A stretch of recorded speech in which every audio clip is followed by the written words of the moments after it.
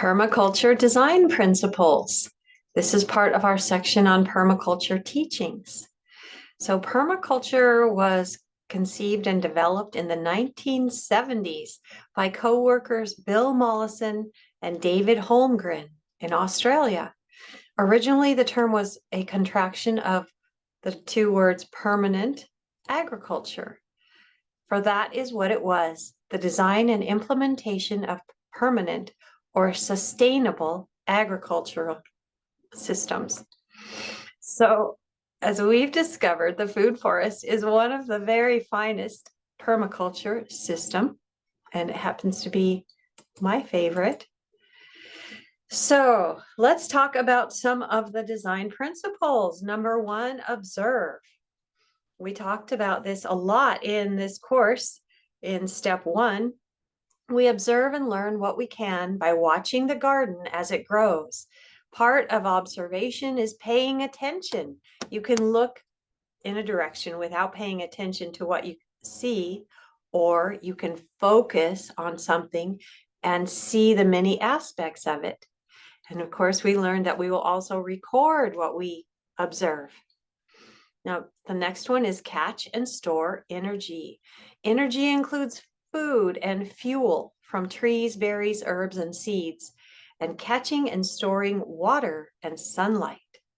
So, of course, we will be harvesting food from our trees, berries, herbs, and seeds. And also, when we trim trees, we can cut those pieces of branches or trimmings into fireplace-sized pieces and use those to warm our homes. And we will talk about that more. That and also creating mulch from the growth that we trim. And that will be in step 4, where we're covering our soil with organic material. So we'll be using that energy that's in the form of chipped up tree branches and trunks and chipped up leaves and stems. And that's one way we will be recycling the energy into the system. And then they have catching and storing water in this, catch and store energy, catch and store water. We'll learn all about that in step 6. And catching sunlight is basically what our plants are doing mostly for us. So that's why we needed to study the patterns of sunlight and shade in our gardens. So the next permaculture design principle is obtain a yield. Choose the trees with yields of nuts, fruits, or other desired resources. So that is what we will be doing in this step, step 3. Going forward will be, I think that's the next step, is choosing our trees. I mean, the next lesson in this step.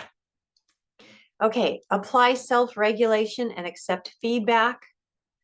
So applying self-regulation, they're saying live simply and consciously and limit your consumption and emissions where possible. And then accept feedback, learn from your successes and your mistakes and correct your course.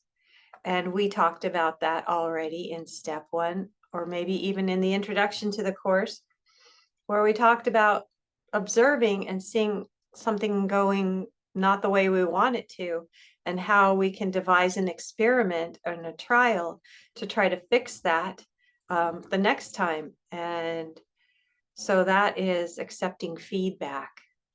The next one is use and value renewable resources. And in this one, I added my 2 cents in here, creating garden-based shampoos, hair coloring, household cleaners, and crafts, and whatever else you can imagine.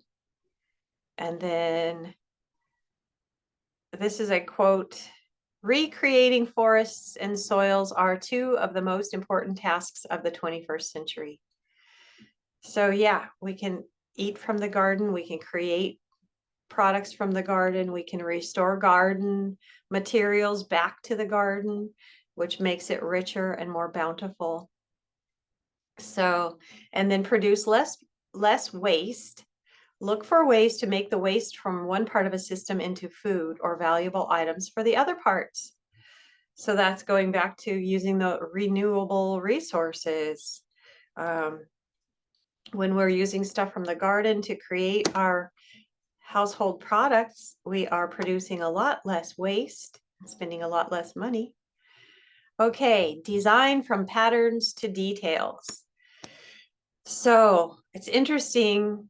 I don't know if you've been following the latest in physics, but Nassim Haramein has discovered that the entire universe is a holographic fractal.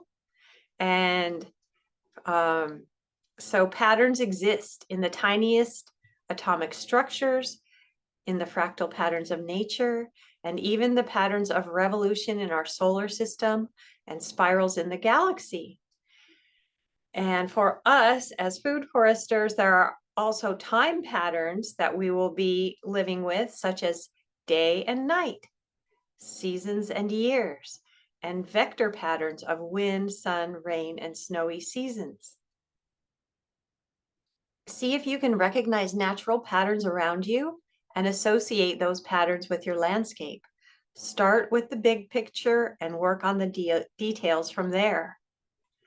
And one of the patterns that you will find when you get to step 8 is our patterns of annual cycles and harvesting rhythms. Okay, the next permaculture design principle: integrate rather than segregate. The more relationships between parts of your systems, the stronger your food forest community becomes. Many hands make light work, and many biota working together get jobs done. This is where we see the strength of biodiversity in a food forest. We're not putting a little plant in a little plastic pot and leaving it isolated and killing any biota in the soil with fertilizers. We are connecting our plants to the soil. We are encouraging the growth of the soil life and encouraging all life in the food forest. The next permaculture design principle: use small and slow solutions. Play the long game. Slow and steady wins the race. Try small new solutions. So yes, growing a food forest is definitely the long game. It can be a very long game depending on how you live, how long you live. Okay, use and value diversity is our next permaculture design principle. Diverse systems prop each other up in many interconnected ways. And I hope you've been picking that up from our course so far, that we're using fungi, diverse types of fungi, diverse types of soil life, and diverse plants to, as they are interconnected, they're helping each other thrive. The next one is use edges and margins. The interface between things is where the most exciting and dynamic events occur. These are often the most valuable, diverse, and productive elements in the system. For example, wavy rows of garden vegetation would yield more produce than straight rows. And let's see, use edges and margins. Sometimes, like when we have built a little channel for water to flow down, the edges and margins of that channel will obviously have a lot more moisture in the soil. So that's another way to use edges and margins. And if you use your imagination to think about that, you can probably think of some other ways that you can use edges and margins. You can create a living fence line, for one. Okay, and the last permaculture design principle: creatively use and respond to change. Use your vision and imagination to see things how they could be. When change happens, see the opportunities for improvement. And that is our section on permaculture design principles.